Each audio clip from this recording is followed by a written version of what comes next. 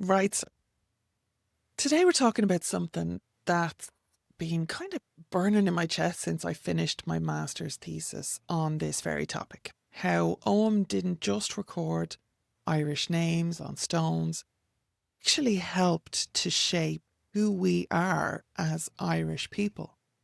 Before any of you start rolling your eyes and thinking, oh, great, another romantic Irish identity lecture, let me stop you right there. This isn't some misty eyed Celtic twilight nonsense. This is hard historical evidence from newspaper archives, folklore collections, and scholarly research that shows exactly how our ancestors used Ogham to build Irish pride during some of the most crucial moments in our history. So I'm Lora O'Brien. I've got a master's in Irish regional history, and I've been studying Ogham for over 2 decades. More importantly, I've been walking this land, visiting these stones, and listening to the stories they tell. Not just the academic ones, the ones that live in the hearts of our Irish people.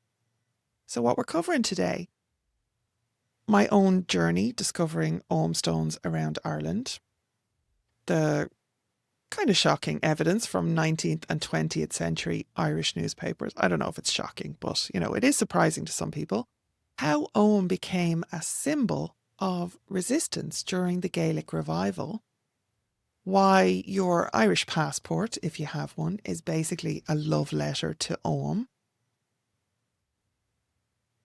And I would like to include a practical exercise that you can do anywhere in the world to connect with this heritage, because that's important to me. So stick with me through this one. It might just change how you see Irish identity entirely. So let me start with a confession. The first time I saw an Ogham stone, I had absolutely no clue what I was looking at. This was, I don't know, back when I was a kid, and I was wandering around some ancient site in Kerry. Maybe I was a teenager, I think, because that's what you do when you're young and trying to figure out your spiritual path, right? You wander around ancient sites, hoping that something profound will happen. That was me. Something profound did happen, but not in the way that I expected. I was staring at this tall, weathered stone with these odd scratches along the edge, thinking, vandalism? Strange erosion?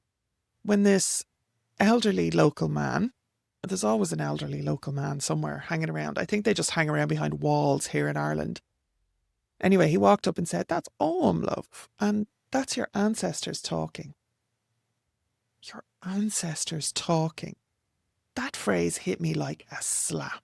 Here I was, born and raised in Dublin, supposedly educated about Irish history, and I'd never properly learned about our own Indigenous writing system. I knew about the Book of Kells, sure. I could recite Yeats, grand. But this, this script was carved into stone when my ancestors were still speaking an ancient form of Irish, and I was completely ignorant. That moment of embarrassment became the beginning of more than 20 years of obsession, really, special interest. So over the years, I've tracked down Ogham stones from Cork to Donegal, each one telling me something different about who we are as Irish people. Take the stone at Knockboy in Cork. When I first visited it, I was struck by how it just stands there, utterly unapologetic in the middle of a field. And the inscription reads, roughly translated, of Mackerhin, descendant of Inechuglas, basically. Now, here's the thing that gets me every time. This isn't just a name on a stone. This is someone saying, I am Irish. My people have names that belong to this language, to this land. We matter enough to be remembered. And that's before we even get into like the spiritual side of it or the magical side of it, where these people were setting up ancestral boundary guardians in a lot of places. They were really managing their own boundaries, their own territory. And the Ogham and the ancestral power and strength was part of how they were achieving that.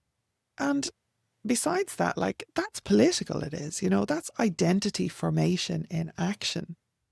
And the more stones that I visited, the more I realised that something really profound was happening in my own understanding. These weren't just ancient curiosities, they were like declarations of Irish identity at a time when Irish identity was forming, changing, persisting, despite everything thrown at it, despite changes. And when I started my master's research into how Ogham appeared in Irish newspapers and folklore during the 19th and 20th centuries, the periods when modern Irish identity was really crystallising or even reforming, because the late 1800s, we were obviously recovering from the Great Famine on Gorta Mór and, you know, trying to get out from under colonial rule. And then the 1900s was when we were rebelling and actively fighting against colonial rules. So for that to happen, for us to break free of colonisation, now we're not completely free. There is a colonised part of this island still. But at the time, this sense of trying to figure out, like, who are we after 800 years of oppression, after 800 years and more perhaps of our culture, our history, our heritage, our language, the attempted wiping out of all of that. The pattern that I was seeing really became undeniable when I started looking into it. The newspaper evidence was the first thing that I was looking at. And this is where it gets really interesting and where my academic training kind of comes in handy, because I didn't just want to feel that Ogham was important to Irish identity. I wanted to prove it. I wanted to, like, categorically prove it. And so I spent months, and I mean months, going through digitised Irish newspaper archives from 1893 to 1939. Over 1,000 entries mentioning Ogham. And once I put it together into a database, what I found kind of floored me, right? So during the Gaelic revival period, roughly again 1893 to 1915, Ogham was everywhere in the national press. And I mean everywhere. So some examples that will maybe surprise you. In 1905, the Westmeath Examiner published a gorgeous piece asking, will Westmeath do its part? And this is the language, this is a direct quote. Yes, these old Celtic crosses, these ruined castles and abbeys, these old rats and cromlechs and Ogham stones are perhaps the noblest and the best and the most instructive monitors of Ireland's past greatness that exist amongst the inanimate relics of long ago. Inanimate indeed, but yet more living, more true to the traditions and feeling of Celtic blood than many of the young men of today who have forgotten their country's nobility amidst the cheap and worthless products of modern West British civilization. That's moving even today and relevant even today. Can you feel the resistance in those words? Can you hear them using Ogham stones as a weapon against colonisation? Here's another absolute gem from the Drogheda Independent in 1897. They're talking about the power of written word through history, and they put Ogham right at the centre. Quote, in every age of the world's history, since the invention of letters, the written word, whether that word was inscribed on an Ogham stone in Ireland, a burnt brick in Babylon, a granite cylinder in Egypt, a fold of papyrus, a skin of parchment, or a piece of paper, has had a marvellous influence on the minds and manners, the habits and the actions of the members of the human family. Do you see what they're doing there? They're putting Ogham on the same level as the great writing systems of the world, which, is where it belongs. They're saying we Irish had civilization, we had literature, we had culture, and here's the proof carved in stone. We matter. We're important. Now, you might think that during the revolutionary period, so 1916 to 1921, people would be too busy fighting for independence to worry about ancient scripts, but you would be wrong. In 1916, just months before the Easter Rising, a writer identified only as HSB published a piece in the Sunday Independent about meeting an Irish scholar who showed him a centuries-old manuscript. And this manuscript contained, and I quote, "a complete Ogham alphabet with key.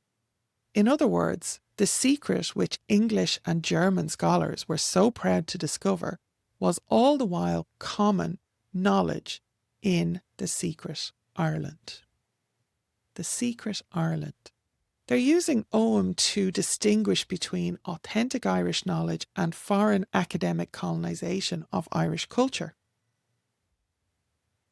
Now, post-independence. After independence was achieved, it gets even more interesting. When the Irish Free State started officially cataloguing national monuments, the Irish press called these monuments the only visible surviving products of a period of our greatest glory. Our greatest glory. Again, they're locating Irish greatness in the pre-Christian period when Ogham was being carved. Now, the pattern here, those are only some small examples, obviously, but the pattern is very clear. Ogham wasn't just an ancient writing system to these people. It was proof that Irish civilization was ancient, sophisticated, and completely clear of British influence. Now, it wasn't just the newspapers and the educated classes, though. Folklore evidence is just as powerful. From the schools collection between 1937 and 1939, school children all across Ireland collected local folklore as part of a massive national project. And when I went through the records from the Leinster region, because I had to take a sample, every single county had Ogham stories, like every single one in the Leinster region, right? So these weren't academic discussions. These were the stories ordinary Irish people told about the scratched stones in their local graveyards, the old monuments in their fields, the legends being passed down through families for generations. For example, in Kilkenny, there is a beautiful story about a gravestone with Ogham inscriptions that was put up by a man called Scurry to honour his parents-in-law. Here's the fascinating bit. The inscription isn't just names and dates, it's poetry. Irish poetry translated into English and carved in Ogham letters. One section reads, "Reflect, O man, that naked from the womb we yesterday came forth, that in the tomb, naked again, we must tomorrow lie." Now, this is from the 1800s. Someone chose to use Ogham, our ancient Irish script, to express the deepest human truths about mortality and memory, and to recarve it into stone, into a burial stone. In County Laois, the folklore collectors recorded stories about fairy forts with Ogham associations. Now, before you roll your eyes about fairies, remember in the Irish tradition, the fairies often were kind of subbed in to represent the ancestors, the old people of the land, and as a general catch-all for the wisdom that came before, right? So these stories were saying Ogham belongs to the deep magic of this land. It belongs to powers older than Christianity, older than English rule, older than anything that tried to diminish us. And honestly, what strikes me most about all the folklore evidence is how alive it all feels. These aren't museum pieces to the people telling the stories. They're part of the living landscape, part of what makes Irish places distinctly Irish. A story from County Meath talks about ancient Celtic writing marking burial places of many important people, from giants to pagan kings, queens and chieftains, monks and bishops, priests and even saints. They're connecting Ogham to every layer of Irish history, pagan and Christian, legendary and historical, ancient and ongoing. Now, here's where it gets really interesting. And this was one of my favourite discoveries during the research. And I still feel a little bit silly for not having known it before, to be honest. How many of you have Irish passports? Go and get one right now if you have it handy. Come on, I'll wait. Mine is here, right? Have you got it? Right, open it up. Look at those beautiful pages with the scenic illustrations, the poetry in Irish, the symbols of Irish identity. Notice anything in the script along the edges? Just find one now and put it up the camera.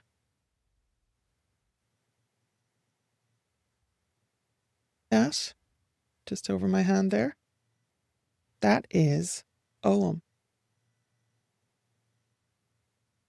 And it's on many of the pages in your Irish passport. All different ones, all different letters. Your Irish passport, arguably the most official symbol of Irish citizenship and identity in the modern world, is decorated with Ogham letters on almost every page. Now, think about that for a moment. When the Irish state was deciding how to represent Irish identity to the world, they chose Ogham. Not just Celtic knotwork, not just shamrocks, not just harps. Ogham. This isn't accidental. The people who designed that password understand or understood, whether consciously or not, let's be real, exactly what I had found in my own research, that Ogham represents something essential about Irish identity that goes beyond politics, beyond religion, beyond any of the divisions that have marked Irish history. Ogham says we are Irish. We have always been Irish. We had our own language, our own script, our own way of marking what mattered to us, and no amount of colonisation could erase that. And it's not just passports. Walk around Dublin or any Irish city and you're going to see Ogham popping up in the most interesting places. Street signs, pub names, jewellery, tattoos, art installation. Now, here's a brilliant example I found during my research. There is an entrepreneur making enamel pins. Now, I'll put a link below. I am blanking on the business name, but I will definitely put a link to it below because the enamel pins are great and absolutely representative of Irish culture. What it is a Spotify code that kind of looks like Ogham, but then when you open it up, it goes to Joe Dolan, Oh Me, Oh My. And I'm not going to sing that here on YouTube, but if you sing it, you've got Ogham Me, Oh My. So it's a pun in old Irish tradition, right? But here you have ancient script, modern technology, Irish creativity. That is cultural evolution in action. So why does that matter now? Why are you watching a video here on Ogham by some Irish person who obviously has it as a special interest, right? So what? It's nice that Ogham is on passports and pins, but what does it actually mean? Here's what it means. Irish identity isn't just about politics or religion or even geography.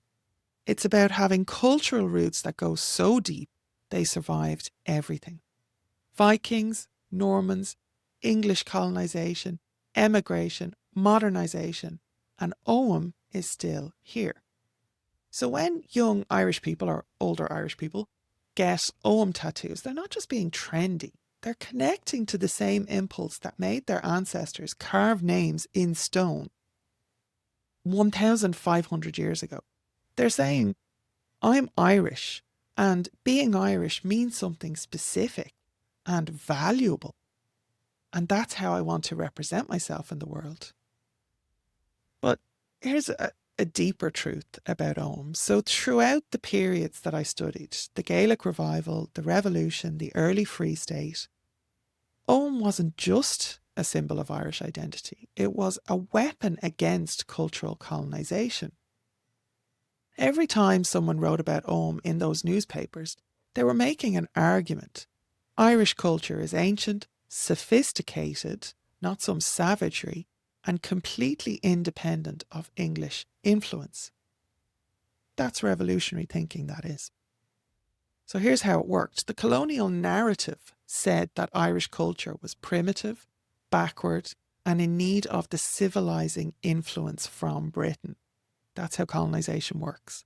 But Ogham provided concrete evidence that this was bollocks. Irish people had our own writing system. We were recording our own language. We were marking our own territory, our own boundaries, our family connections, our important people, all in a script that belonged completely to Ireland. Now, I want to be really clear here. I'm not peddling romantic nationalism or suggesting that everything Irish is automatically better than everything else, right? That's not scholarship, that's propaganda. But I am a realist, and what I'm saying is that cultural identity matters, especially to a colonised people. And having symbols and traditions that connect you to your ancestors, that mark you as belonging to a particular people and a particular place, that's not romantic nonsense. That's psychological and social necessity. And this is why studying Ogham's role in Irish identity formation matters today, because identity formation never stops. It's still happening. And that's also why it's really important to be accurate and to be decolonised as much as we can as we approach these topics. That we are getting our information from source, that we are looking at the source culture, not some mangled, misunderstood, again, romantic, misty-eyed notion of it from somebody who is very far removed from it. You have to go to source for this. But anybody, anywhere in the world can do that, right? Every time somebody chooses to learn Irish or visits an ancient site or gets an Ogham tattoo or even just looks at their passport and notices those strange letters along the edge, they are participating in the ongoing creation of what it means to be Irish. So what I'd love is for you to just do a little practical exercise. And since I know that many of you aren't in Ireland and can't just like pop over to visit the local Ogham stone, right? If you can, do, by all means. We're going to do something a little bit different, but equally powerful. So your research mission, should you choose to accept it, here's what I want you to do over the next week, is to find your Irish connection. And don't mishear me now, even if you're not Irish by blood, it's not about DNA. But if you're watching this video, there's something about Irish culture that calls to you. Maybe it's family history, maybe it's the landscape, maybe it's the music or the language. Write down what that connection is, as long as you can. Be specific, right? Step 2, research one Irish place name. So pick one place in Ireland that means something to you. It could be where your family come from, it could be somewhere you've visited, it could be just a place name that you've always found beautiful. Research the Irish language version of that place name. What does it mean? What does the landscape tell you? Step 3, find the local history. Just dig a bit deeper. Are there any ancient monuments in that area? Any Ogham stones? To find this out, you can go to archaeology.ie, and you might have to dig around because they've changed the website a bit, but in there is the Historic Monuments Viewer. It's a web app that opens up to a map of Ireland. Unfortunately, it's just the Republican part of the island. We don't have access to the north of Ireland, but there's a lot of red dots on the map, and you can zoom in and find a townland. If you don't know the townland, go to Google Maps and cross-reference basically what the townland might be, and then search for that. And those red dots will open up a little piece of information about what heritage monuments are there. The blue dots are built heritage, so they'd be like big houses and, you know, things like that. And the red dots then would be the older monumental heritage, okay? Also then look at, and especially obviously look for any Ogham stones, right? But you could go to the schools collection on Duchas. It's all been digitised. It's all searchable. duchas.ie. You can look for any folklore or legends that are associated with that area. You can use the Ogham in 3D website to look up specifically Ogham stones and Ogham monuments and to search for stones by county if you wanted to start there instead. So a lot of resources I just threw at you. Go at it. Have fun, right? Step 4, though, make the connection. So write a paragraph connecting what you've learned to your own sense of Irish identity and connection. How does knowing about the ancient history of this place change how you think about Ireland, about Irish people, about your own relationship to this culture? And again, whether you're in Dublin or Dubai, this is relevant to you. And this isn't just academic busy work. This is identity formation in action. You're doing exactly what those newspaper writers and folklore collectors were doing. You're using knowledge about Ireland's ancient past to build understanding of what it means to be connected to Irish culture today in your own life. Now, if you're comfortable doing so, share what you've discovered in the comments. We can build a community of people who understand that Irish identity isn't just about blood or birth certificates. It's about engaging seriously and respectfully with the culture, the history, and the landscape that shaped Irish people and continues to do so to this day. So, here we are at the end of this marathon journey from stones to stories, and I hope that you can see what I see. That Ogham isn't just an ancient alphabet. Ogham is a thread running through Irish identity formation, and it connects the earliest Irish language speakers carving names on stones to modern Irish people choosing to put those same letters on their passports or on their skin. That's cultural continuity in action. And that's what it looks like when people refuse to be erased. So if this has sparked your interest in learning more about Ogham, not the New Age nonsense, but the real historical, linguistic and cultural story, I've got something for you. I have put together a completely free guide that covers everything you need to know to get started with authentic Ogham study. It includes pronunciation, a little bit of historical context, and the visuals then for the Ogham letters so that you can deepen your connection to this ancient Irish tradition. And it's all accurate. There's a lot of crap out there on the internet. This is correct. So you can download it right now at ogham.academy/guide. It's a gift to you for cultural education from someone who has spent decades studying this tradition. Now look, I know that some of you might be thinking that this is all a bit much, getting this passionate about old scratches on stones, right? But here's the thing, culture is what survives. Politics change, borders shift, governments rise and fall, but culture persists.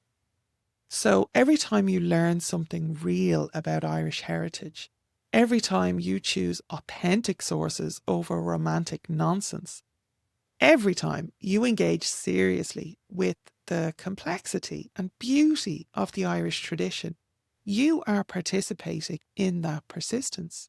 And in a world that's increasingly globalized and homogenized, that persistence matters. It really, really matters.